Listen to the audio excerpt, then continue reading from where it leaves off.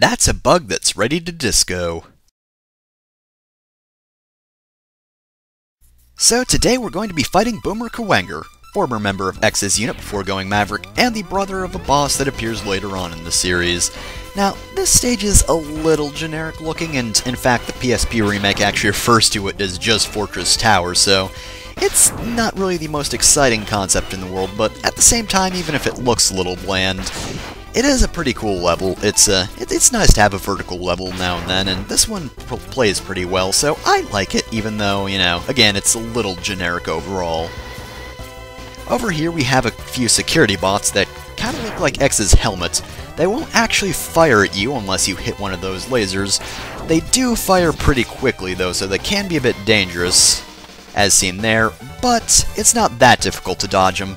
You just really need to be moving in order to dodge them, because they'll just fire at where you are currently once you're at a certain position. Also, we have these turtle enemies here, which actually are in a pretty good position. In a wide open space, it's very easy to dodge those bombs, but obviously we're not in a wide open space, and as such, it can be a little tricky to dodge them. Not only that, but of course they also have a lot of health, so even with charged shots, they do take a little while to kill. Not too long, of course, but just a little while. And of course, here we have an elevator segment, and for some reason those platforms have spikes on the bottom of them. That's a little overkill, I don't know about you. I mean, we die in one hit if we get crushed anyway, so the spikes are kind of pointless, but thank goodness this game doesn't have that Mega Man 1 spike glitch, though, otherwise I would have been dead back there. Those helicopter enemies can be pretty annoying, though, because they do zoom in from out of nowhere from the top of the screen, and you don't have that much room to dodge. I mean, you're probably not going to run into the walls, those spikes. They're pretty much just so you don't climb up the side of the tower rather than, you know, just being an obstacle that you might run into by just going around and dashing too much. This segment's actually pretty cool because we're scaling outside the tower, and I do like segments like this. Those platforms are a little annoying, though. The cannons aren't too bad, though, as you might have seen back there. They do have some invincibility frames. It's more just the fact that the platforms themselves are solid, and as such, well, you can't go through them, so if, say, you get stuck below them before getting high up enough, then yeah, we're stuck beneath them, so we have to wait for a while. It's not really the best thing in the world. Don't really care for it myself, but other than that, the segment's actually pretty neat, and I like it, because tower scaling segments are pretty cool, especially when they're outside.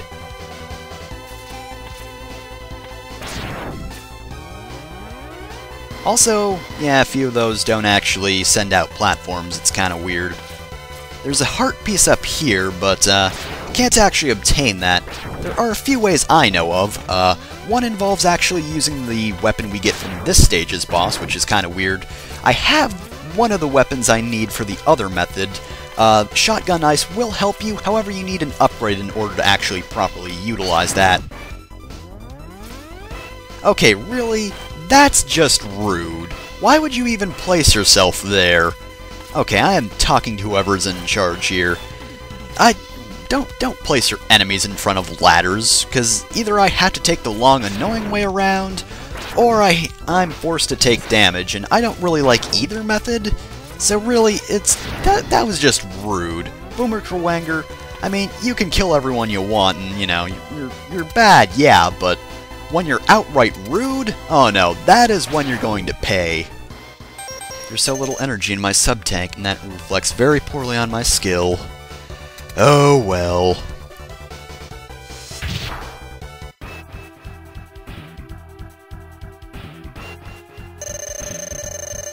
So, here we have Boomerang Cutter. He's not too tough a boss. He's basically the bastard child of Quick Man and Cut Man.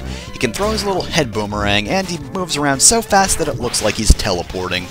He's got one other attack, as you can see when he does that little dash with the sparks behind him. That is actually his deadlift attack that was mentioned in the little intro there. Deadlift is a grab attack. It's, I guess, his most deadly attack, even though it does as much damage as contact damage, which kind of weirds me out, because you'd think his best attack would do a little more damage, but no. Touching him right there was just as painful as getting grabbed and then slammed into the ground by him. I know, contact damage is kind of weird like that. Ah well, other than that, he's really not that difficult. Just stick to the walls, make sure he doesn't teleport into you, and you're fine. Because that boomerang really isn't hard to dodge anyway, it's pretty slow. It only does 2 damage as well, so touching him does double the damage as a very sharp boomerang. Who would have guessed? Pose! And for that we get a mix of Rolling Cutter and a certain item in the Mega Man series that collects items when you use it, such as the Hornet from Mega Man 9. Ah well, it's a shame to see Boomerang Kuwanger's skills stagnated.